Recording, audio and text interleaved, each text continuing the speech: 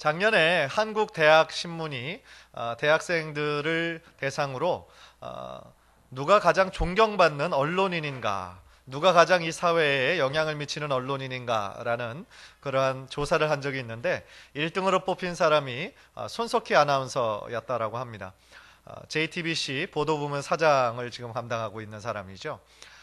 손석희 아나운서가 지난주에 자신의 모교인 서강대에 가서 그 신입생들을 대상으로 특강을 했는데 그 특강에서 자신이 학창시절 그리고 유학시절 그 선생님과 교수님에게 들었던 너는 자격이 있다.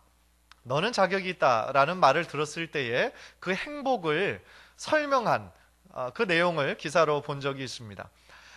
손석희 아나운서가 서울의 서라벌 중학교인가 거기에 딱 들어갔더니 제일 먼저 그 IQ 테스트를 다 했답니다. 그래서 IQ 테스트를 통해서 우등반과 열등반 두 반으로 나누고 또 우등반 중에서 성적 순으로 A반, B반, C반으로 나누어서 우등반에 속한 그 학생들에게만 열심히 공부를 시켰다라는 거예요. 그런데 손석희 씨가 자신이 한때는 C반에서도 떨어진 적이 있었다라고 합니다. 그런데 그 계기가 어떻게 됐었냐면은 자기 물상 성적이 너무 안 좋았기 때문에 C반에서도 떨어진 적이 있었다는 거예요. 그 이유가 그 물상 선생님이 자기를 너무 싫어했다는 겁니다.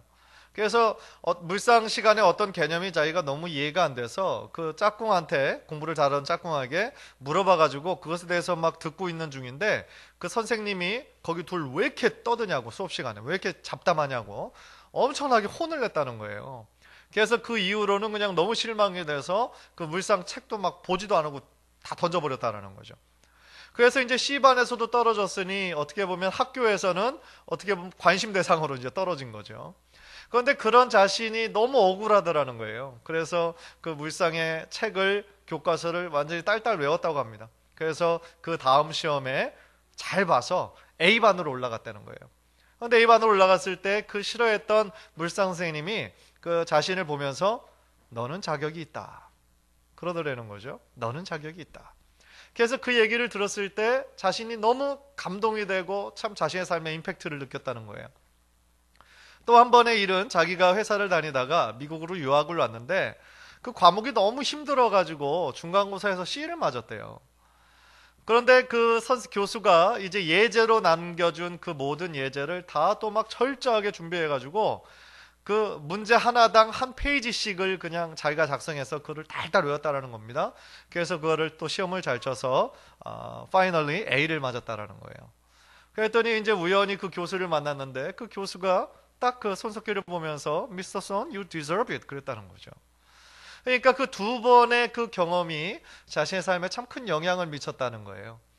그러면서 자신은 지금 이 시대, 지금 살아가는 이때도 자기 자신에게 스스로 자문한다는 겁니다. 그것을 질문형으로 바꿔서 너는 자격이 있다를 질문형으로 바꿔서 나는 자격이 있는가? 스스로에게 매일 자문한다라는 거예요. 나는 자격이 있는가? 그래서 거기에 있는 대학생들에게 도전하는 내용이 그거였습니다. 여러분들이 대학에서 공부할 때든지 아니면 이제 졸업을 하고 사회에 나가서든지 무슨 일을 하든지 간에 스스로에게 질문하십시오. 나는 자격이 있는가? 라는 질문을 계속하며 던지며 노력할 때에 다른 사람들에게 당신은 자격이 있습니다. 라는 이야기를 더 많이 듣게 될 것이다. 그런 강의를 했어요. 아마 공감이 되실 겁니다. 여러분들, 저도 아주 공감이 됐고요. 마음에 울림이 있더라고요. 그런데 과연 그 자격이라는 것의 기준이 무엇일까요? 손석희 아나운서가 중학교 때 들었던 그 너는 자격이 있다. 또 미국 교수에게 너는 자격이 있다.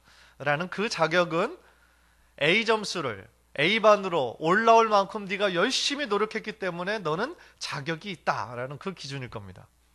그리고 또 그가 지금 아나운서로서 JTBC 보도부문 사장으로서 나는 자격이 있는가라는 그 질문은 내가 정말 이 시대에 필요한 언론인으로서 나는 균형 잡힌 시각으로 보도하고 있는가? 아마 그런 질문이겠죠. 그런데 저는 그 질문을 우리 크리스찬들에게 한번 던져보고 싶습니다. 우리는 하나님의 자녀가 될 만한 자격이 있는 사람인가? 좀 뉘앙스가 다르죠. 아까 했던 그 질문과. 더 나아가 우리는 어떤 자격을 갖추어야 하나님 앞에 너는 자격이 있다 라는 말을 듣게 될까요?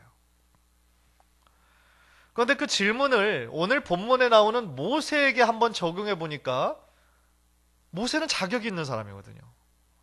그렇잖아요? 가나안에 들어갈 자격 그 누구보다도 가지고 있는 사람이 모세입니다.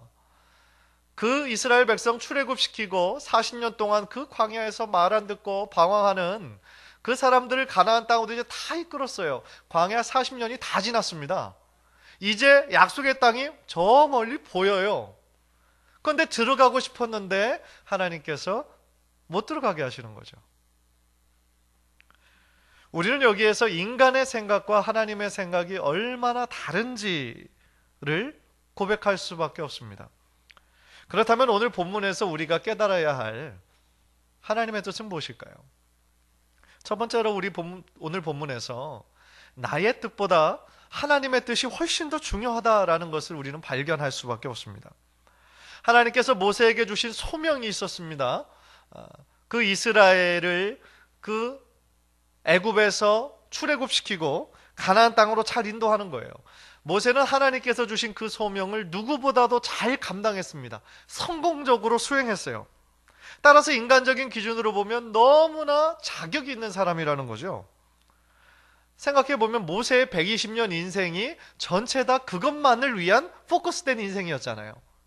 전반부 40년은 궁중에서 세상의 교육으로 준비되는 과정이었다고 한다면 두 번째 40년은 그 미디안에서 광야로 있으면서 자신의 인간적인 교만함을 다 내어버리고 준비하고 연단하는 과정이었고, 마지막 세 번째 40년은 이제 드디어 그 이스라엘 백성을 가나안 땅으로 인도하는 그 놀라운 이스라엘의 리더의 역할을 감당한 것이죠. 그런데 이제야 비로소 약속의 땅으로 다가왔는데 그 인간적인 혈기 한 번으로 인해서 그를 가나안 땅에 들여보내지 않으신다라는 것은 하나님이 너무 가혹한 처사 아닌가. 사랑과 자비의 하나님이시라고 우리가 그렇게 믿고 있는데 한 번만 봐주시면 되는 거 아닌가. 그런 생각이 든다라는 것이죠. 그러나 우리가 분명히 인정해야 할 것이 있습니다. 우리는 하나님이 아니에요. 우리의 생각과 하나님의 생각은 달라요. 우리의 생각은 이 세상 가운데만 제한되어 있고 볼 수 있는 것도 현재라고 하는 이 시간 가운데 얽매여 있지만 하나님은 영원하신 분이에요.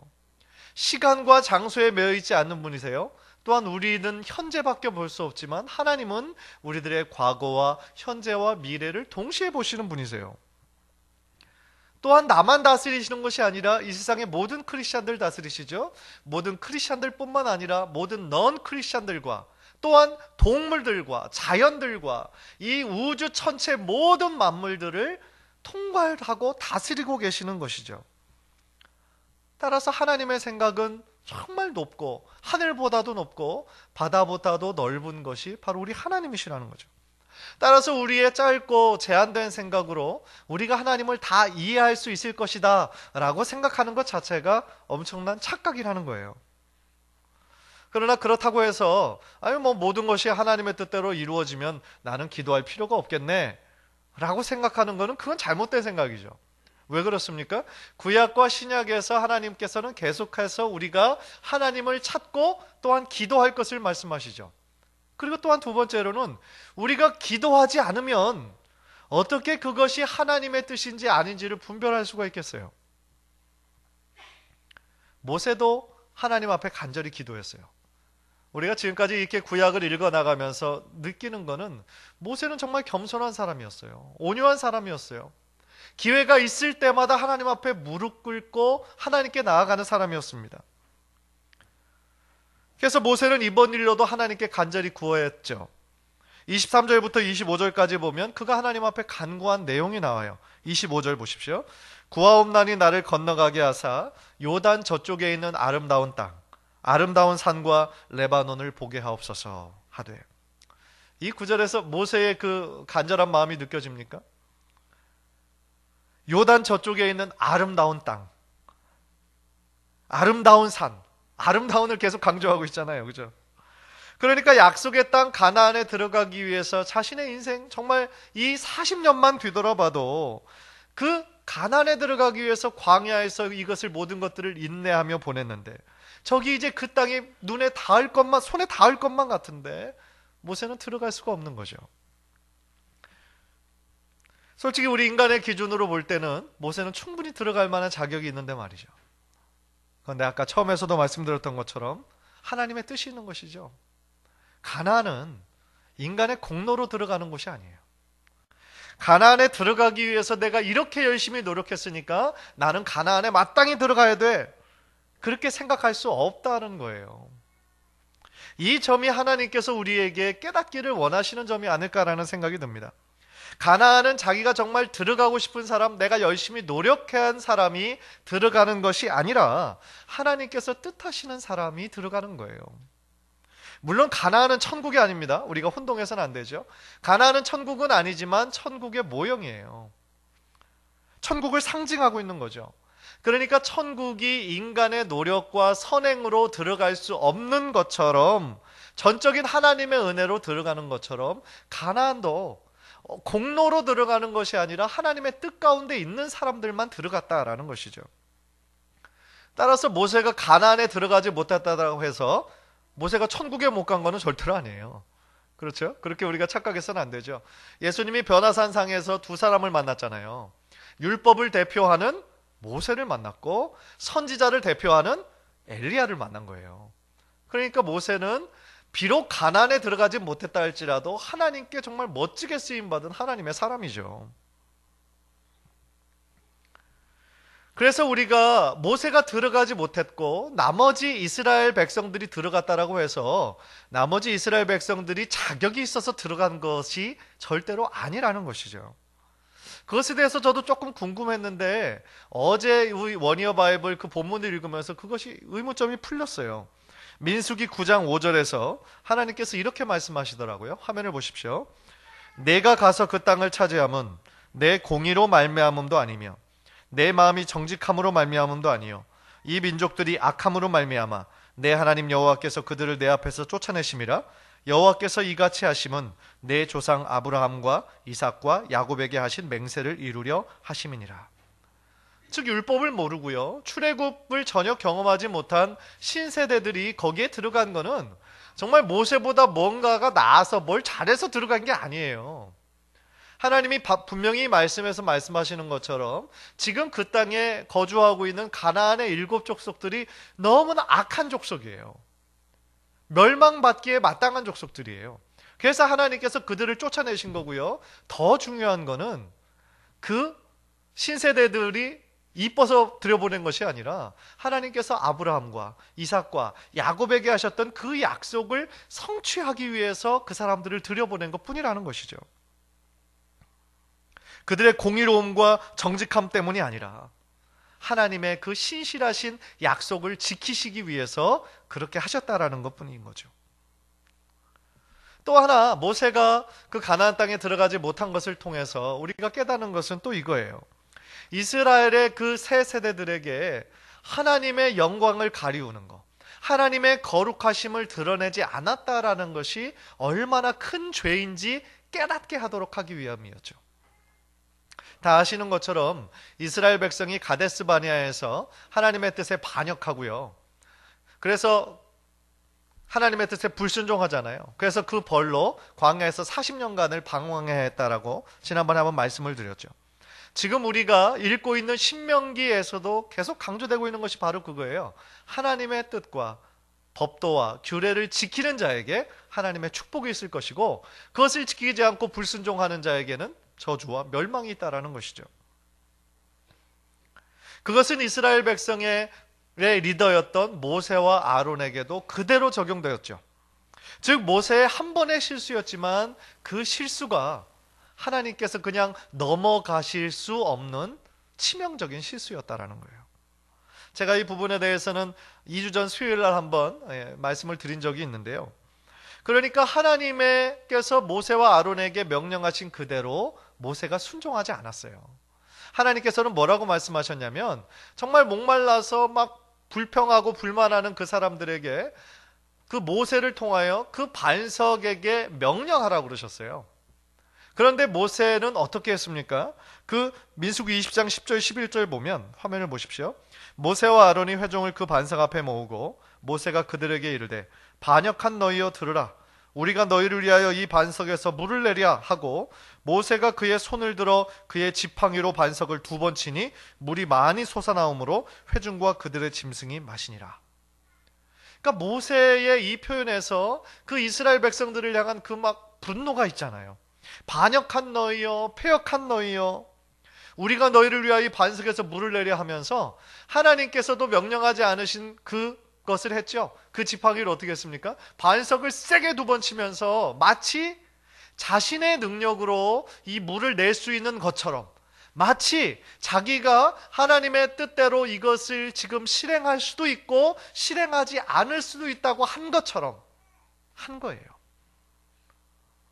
결국 모세가 가진 그 지팡이 자체에 능력이 있는 것이 아니잖아요. 하나님께서 거기에 함께 해주셨고 능력을 부여해 주셨기 때문에 그 많은 기적들을 행할 수 있는 것이었는데, 모세는 그 한 번의 혈기 부림으로 인해서 하나님이 받으셔야 될 영광을 자신이 받은 거죠. 하나님의 거룩하심과 하나님의 성품을 드러내지 않은 것이죠. 그래서 민수기 20장 12절에서 이렇게 말씀하십니다. 우리 화면을 보면서 한번 다 함께 읽을까요? 시작. 여호와께서 모세와 아론에게 이르시되 너희가 나를 믿지 아니하고 이스라엘 자손의 목전에서 내 거룩함을 나타내지 아니한 고로 너희는 이 회중을 내가 그들에게 준 땅으로 인도하여 드리지 못하리라 하시니라.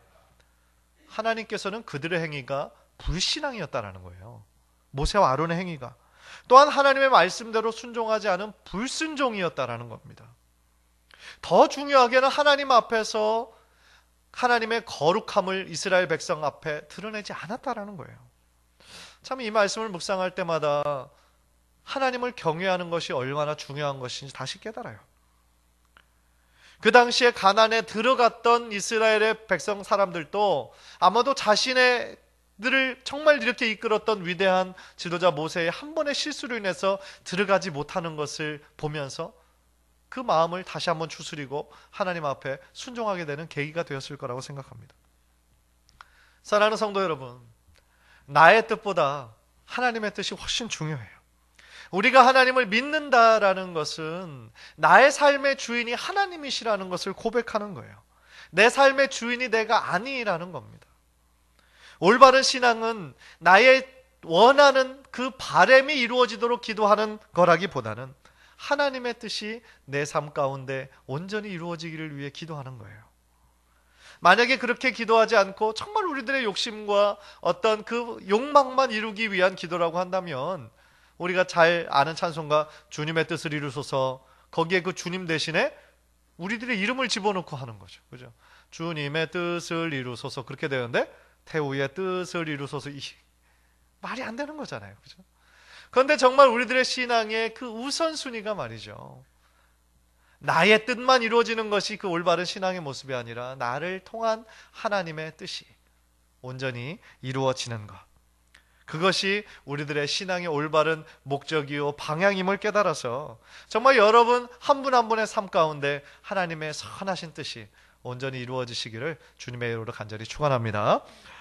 두 번째로 우리가 깨달아야 할 것은 그것으로 충분하다라고 하는 하나님의 음성을 바로 오늘날 나에게 주시는 말씀으로 받아들여야 한다는 거예요. 다시 말하면 기도 응답의 모든 결과까지도 주님께 맡겨야 한다라는 뜻이에요.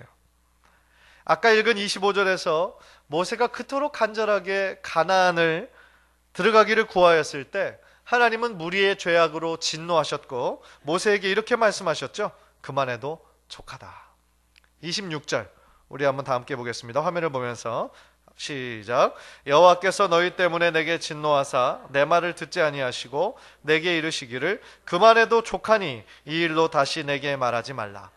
현대인의 번역에서는 그것으로 충분하다, 그것으로 족하다, 그것으로 충분하다 이렇게 번역했어요. 어떻게 보면 너무 서운하게 들리는 하나님의 말씀이죠. 내가 정말 간절히 원했는데 하나님께서 들어주시지 않았어요.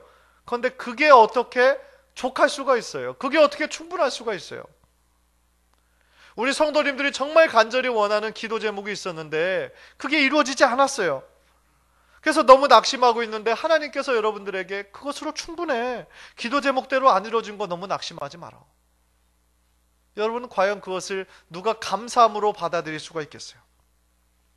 예를 들어서 지금 하고 있는 사업이 너무 안 되고 막 힘든데 더 이상 버틸 수가 없는데 하나님께서 여러분에게 그것으로 충분해 라고 말씀하신다면, 자녀가 정말 원하는 대학이 있어서 간절히 원하고 소원했는데 그 원하는 대학에서 되지 않았다면, 질병이 낫기를 위해 우리가 정말 기도했는데 그 질병이 낫지 않고 오히려 더 심해졌다면 우리는 과연 어떻게 반응하겠느냐는 것이죠. 참 말처럼 쉬운 것이 아니죠. 지금 모세의 상황은 그가 가나안 땅에 들어가는 것이 그의 인생의 최고의 목표였고 꿈이었어요. 그러나 하나님께서는 그것에 응답하지 않으시고 그만해도 족하다라고 말씀하시는데 이것을 어떻게 받아들여야 되느냐는 거죠. 근데 생각해 보면 모세의 기도에만 응답하지 않으신 것이 아니에요. 그 신약의 어떻게 보면 가장 위대한 사도 중에 한 사람이었던 사도 바울의 간절한 기도에도 하나님께서는 거절하신 적이 있어요. 고린도후서 12장 7절 8절인데요. 제가 읽겠습니다. 여러 계시를 받은 것이 지극히 크므로 너무 자만하지 않게 하시려고 내 육체의 가시 곧 사단의 사자를 주셨으니 이는 나를 쳐서 너무 자만하지 않게 하려 하심이라. 이것이 내게서 떠나가게 하기 위하여 내가 3번 주께 간구하였더니. 바울에게 육체의 가시라고 표현하는 질병이 있었어요. 어떤 학자는 그것을 심한 안질이라고도 했고 어떤 학자는 그것이 간질이었을 것이다 라고 예상하기도 해요. 복음을 전하는 사람입니다. 정말 하나님의 복음을 어느 곳에서도 나가서 전하야 되는 사람인데 심한 안질이든지 아니면 간질이 막 일어나서 발작을 하면 그거 얼마나 치명적인 겁니까? 그러니까 다른 사람들이 그 모습을 보면서 어떻게 생각했겠어요? 다른 사람은 정말 병을 낫기도 하고 손수건만, 바울이 하고 있던 손수건만 그것만 잡아도 병이 막 낫는 그런 능력 있는 사람인데 자신의 병도 자기가 고치지 못한다라고 한다면 어떻게 보면 복음에 이것이 도움이 되는 것이 아니라 막을 수 있는 것이잖아요. 우리는 그렇게 생각하잖아요. 그래서 바울도 그 병의 치유를 위해 정말 간절히 기도했던 것 같아요. 사단의 사자라고까지 얘기했으니까 얼마나 그것이 끔찍하게 어려웠다는 것을 우리가 알 수 있는 거 아닙니까? 그런데 그 결과는 어때요? 하나님께서 고쳐주지 않으셨어요. 그렇게 위대한 바울의 사도도 정말 하나님의 능력과 복음을 만나는 곳 가는 곳마다 선포했던 그 선지자의 간절한 기도 3번이나 기도했는데 하나님께서 들어주시지 않았어요. 그리고 말씀하시는 것이 12장 9절이죠. 우리 다 함께 화면을 보면서 읽겠습니다. 시작. 나에게 이르시기를 내 은혜가 내게 족하도다. 이는 내 능력이 약한 데서 온전하여 짐이라 하신지라. 그러므로 도리어 크게 기뻐함으로 나의 여러 약한 것들에 대하여 자랑하리니 이는 그리스도의 능력이 내게 머물게 하려 함이라. 내 은혜가 내게 족하도다. 내 은혜가 이미 너에게 충분하다. 그렇게 말씀하시는 거죠. 왜 그래요? 하나님의 능력은 약한 데서 온전해지기 때문에, 우리가 약할 때, 우리가 약함이 있어서 하나님을 더 의지하기 때문에, 그래서 사도 바울은 그것을 깨닫고 나서 그 병이 고쳐지지 않아도 오히려 하나님께 감사할 수 있었다는 것이죠. 왜냐하면 자신의 약함을 통해 하나님의 강함과 하나님의 능력이 드러나기를 원했기 때문에. 사도 바울도 인간적으로 보면 얼마나 한편으로는 서운했겠습니까? 또 그의 어떤 백그라운드를 보지 않아도 그가 하나님을 체험한 것을 보면 3층 천까지 갔다 왔다고 그랬거든요. 그것은 그 당시에 사람들은 이 하늘을 이렇게 나눴어요. 몇 개의 층이 있다라고 생각을 했거든요. 3층 천이라는 것은 3번째 하늘, 가장 높은 하늘, 하나님께서 거하시는 천국이라는 뜻이에요. 그러니까 바울은 천국까지 갔다 온 거예요. 경험을 한 거예요. 정말 놀라운 하나님의 능력을 체험한 그 사도 바울이 자칫 잘못하면 교만해질 수 있는 거죠. 다른 사람들보다 훨씬 더 하나님의 깊고 위대한 것을 많이 체험했기 때문에. 그렇기 때문에 사도 바울은 그렇게 해석을 하는 거죠. 나로 하여금 자고하지 않게 하시려고. 내 약할 때 오히려 더 하나님의 강함과 하나님의 능력이 나타나는 것을 그는 믿음으로, 기쁨으로 고백했다라는 것이죠. 얼마나 위대한 고백입니까? 마찬가지입니다. 모세도 하나님께 그렇게 기도했잖아요. 그래서 응답받지 못했잖아요. 하나님이 그것으로 족하다라고 말씀을 듣고 실망하였다거나 낙심하였다는 말이 없어요. 즉 모세는 하나님께서 충분하다고 하시니까 그것을 정말 믿음으로 받아들였다라는 거예요. 그래, 비록 내가 그토록 원하는 저 가나안이었지만 가나안에 들어가지 못해도 그것으로 충분한 거예요. 그래서 하나님께서는 그 모세로 하여금 들어갈 땅을 그 비스가산 꼭대기에서 동서남북을 통하여 바라보게 하시죠. 이미 하나님과 누리고 있는 그 모세의 그 하나님과의 그 기쁨이 그에게는 충만했다라는 것이죠. 제가 지난번에도 말씀드렸지만 사단은 정말 우리가 가지지 못한 것에 자꾸만 집중하게 해서 불평하고 불만하게 하죠. 끊임없이 다른 사람들과 비교해요. 그리고 내가 가지지 못한 것에 대해서 박탈감을 느끼죠. 그러나 하나님께서는 이미 우리에게 허락하신 것들, 이미 우리가 가지고 누리고 있는 것들에 집중하게 하심으로써 우리들의 마음에 샘솟는 기쁨과 감사가 흘러넘치게 하시죠. 그것이 바로 하나님께서 일하시는 방법인 거죠. 지난주에 점심을 우리 성도님과 함께 먹는데 한 성도님이 그런 말씀을 하시더라고요. 비슷한 직종에서 일하는 그분들하고 모여서 이렇게 있는데 자신이 참 이렇게 드림카로 좋아하는 차가 있대요. 그런데 그 차가 막 한 10만 불 정도 하는 비싼 차인 거죠. 그런데 어떤 한 사람이 그 모임 장소에 자기가 원하는 그 드림카를 딱 끌고 왔대요. 그러니까 그 마음에 이게 은근히 이게 막 시기가 나고 질투가 나고 그러더라는 거죠. 그런데 제가 지난주 설교에서 발람의 탐욕, 발람의 탐심 그걸 말씀드렸잖아요. 그러니까 그 말씀을 듣고서 그렇지. 다시 한번 하나님한테 회개하고 다시 마음을 잘 정리했다라는 말씀을 들었어요. 그렇죠. 우리들의 욕심은 한도 끝도 없는 거예요.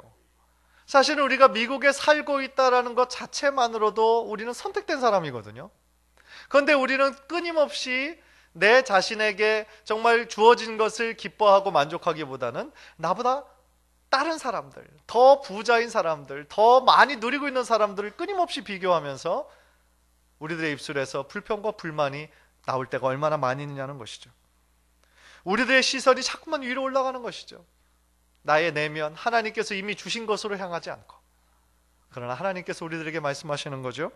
그것으로 충분하다. 그것으로 충분하다. 사랑하는 성도님들, 비록 우리들의 간절한 기도, 우리들의 바램이 응답받지 못했다라고 할지라도 하나님의 더 좋은 뜻을 바라보면서 낙심하기보다는 소망 가운데 나아가시는 우리 성도님들 되시기를 주님의 이름으로 간절히 축원합니다. 내가 간절히 원하는 가나안에 들어가지 못했다라고 해서 모세가 실망하지 않고 그 비스가 안에서 그 가나안 땅을 바라보며 감사와 정말 감회해 그 소망에 젖었던 것처럼 우리도 하나님께서 우리들에게 이미 허락하신 그 은혜에 만족하며 감사하는 삶을 사셔서 정말 우리들의 평생의 삶이 하나님께서 이끄시는 대로 허락하시는 대로 순종하며 사시는 우리 귀한 성도님들 모두 되시기를 주님의 이름으로 간절히 축원합니다. 기도하겠습니다.